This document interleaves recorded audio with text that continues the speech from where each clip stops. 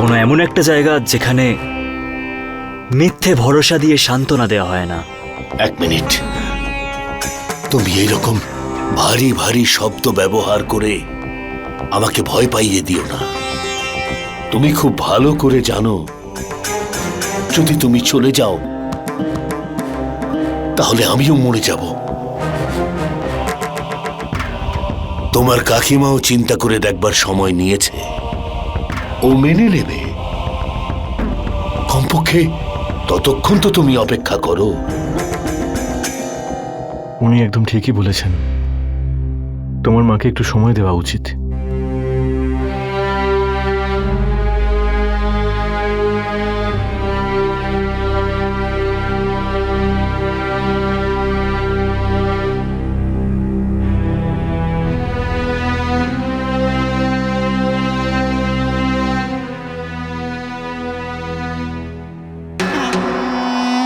এবার তুমি কি ভাবছো বাবা?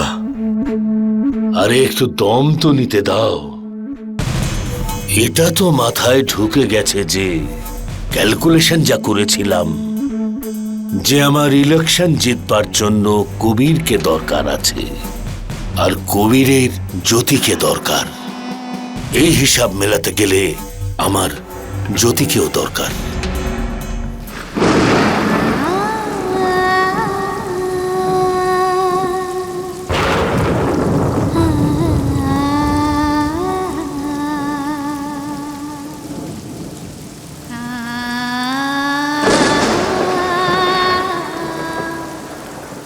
রেশমি, কিছু বলতে এসেছিলে? হ্যাঁ, আসলে কিছু কিছু কথা আছে আপনার সাথে। প্লিজ আমার কথা শুনুন। যতদিন না আপনার আর কবির বাবুর মিলন হচ্ছে, আপনি আমার ব্যাপারে চিন্তা করা ছেড়ে দিন। আমায় নিয়ে এত চিন্তা করার কোনো প্রয়োজন নেই। না। কেন দিদি, কেন?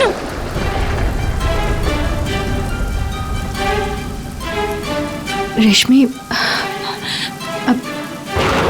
ছাড়ো এসব কথা, ছাড়ো। তুমি ঘুমিয়ে পড়ো, যাও। কালকে কথা বলবো। হ্যাঁ, যাও ঘুমিয়ে পড়ো। কাল থেকে এই লড়াইটা নতুন। লড়াই? লড়াই? কোন লড়াইয়ের কথা বলছেন আপনি? আপনি কতদিন আর অন্যের জন্য লড়বেন? আপনার নিজের লড়াইয়ের কি হবে? বিক্রম, দিদি, এখন কি নিয়ে চিন্তা করছো? দেখো, যে সময়ের আমাদের অপেক্ষা ছিল তা এসে গেছে।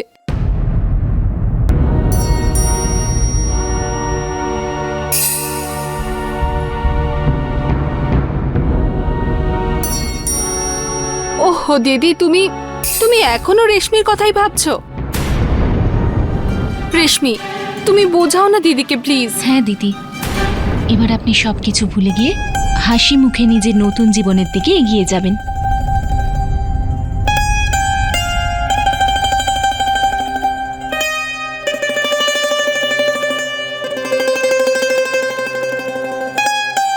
আর কত দেরি করবি বলতো? তাড়াতাড়ি চল।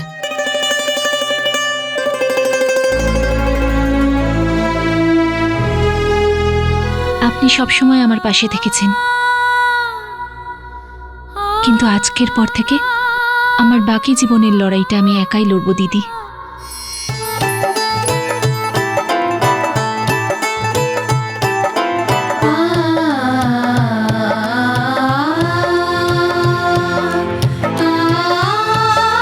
জ্যোতি, প্রণাম করো ওনাকে।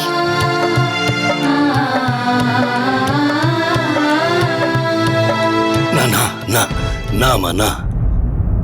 বাড়ির বউ মেয়েদের তো আমাদের পরিবারের লক্ষ্মীর প্রতীক মনে করা হয়।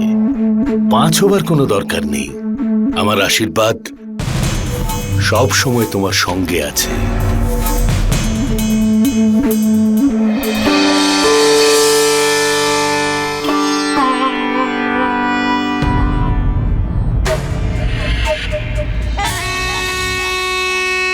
এখনো রেগে আছো আমার উপর? আমি জানি ভুল আমি করেছি, তাই হাত জোর করে আমি ক্ষমা চাইছি। আরে না না, এসব আপনি কি করছেন? আপনি বড়, এসব করে আমাকে আর লজ্জা দেবেন না। আমি বুঝতে পারছি, আপনি তো কবিরের মায়ের মতো। ওর ক্ষতি আপনি কখনো ভাবতেই পারেন না। সেই মুহূর্তে আপনি যা করেছিলেন, হয়তো আপনার দিক থেকে আপনি ঠিকই ছিলেন, কিন্তু বিশ্বাস করুন, আমার মনে বা আমার পরিবারের কারোর মনে আপনার প্রতি কোনো অভিযোগ নেই। তোমার কথা শুনে আমি মুগ্ধ। যেরকম শুনেছিলাম সেই রকমই পেলাম। তুমি তো তোমার নামের মতোই আমাদের মহলকে আর কবিরের জীবনকে উজ্জ্বল করে তুলবে। সিসোডিয়া পরিবারে তোমাকে স্বাগত। এইভাবে স্বাগত জানাবেন আপনার বৌমাকে? আগে আশীর্বাদীটা সেরে নি। আরে আরে আরে আরে আরে, তার আগে আমার বৌদির সঙ্গে আমার ইন্ট্রোডাকশনটা তো কেউ করাও। আচ্ছা ঠিক আছে, আমি নিজেই নিজের ইন্ট্রো দিচ্ছি। আমি হলাম বিক্রম, তোমার অনলি দেওর। তোমাকে দেখার জন্য জেদ করছিল, তাই নিয়ে এসেছি এখানে। সত্যি বলতে কি, আজ আমরা যে এখানে এসেছি, এতে বিক্রমের কৃতিত্বই সবচাইতে বেশি। আর এদিকে আমার এই বৌদি, যে বারবার লজ্জায় নিজের মুখ লুকিয়ে ফেলছে। এখনো তো ভালো করে দেখতেই পেলাম না। আরে বৌদি, দেওরের কাছে কিসের আরে লজ্জা? আরে, বৌদি বলে ডেকেছো না? তাহলে বৌদির মুখ দেখার জন্য তার মূল্য দিতে হবে। ঠিক আছে, যদি দেওরের ভালোবাসার দাম টাকা দিয়ে দিতে হয়, তাহলে বৌদির মুখটা দেখার জন্য টাকা মূল্যহীন। এই নিন। বিক্রম, বিয়ের অনুষ্ঠান বাকি আছে, জ্যোতি এখনো বৌদি হয়নি তোর। তাতে কি হয়েছে মা, যদি নিয়ম পালন না হয়ে থাকে? আমি তো ওকে মন থেকে বৌদি মেনে নিয়েছি, তাই না? আর এর চেয়ে ভালো কোনো ব্যাপার হয় নাকি? আরে জ্যোতি, তোর দেওর কত সুন্দর কথা বলছে, এর থেকে ভালো সুযোগ আর হয় না। যা যা, মুখটা দেখা। আরে ঠাম্মা, তুমি আমার পাওনাটাই আটকে দিলে। আরে ধৈর্য ধরুন, ধৈর্য ধরুন, আপনি আপনার সমস্ত অধিকার পাবেন।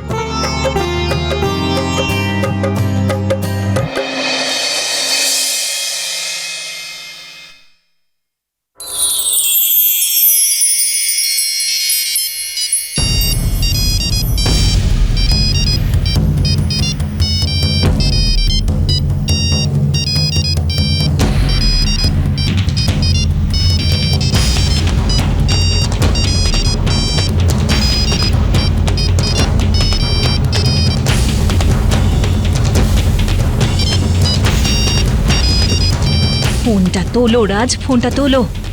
আজকে তো তোমায় আমার সামনে আসতেই হবে।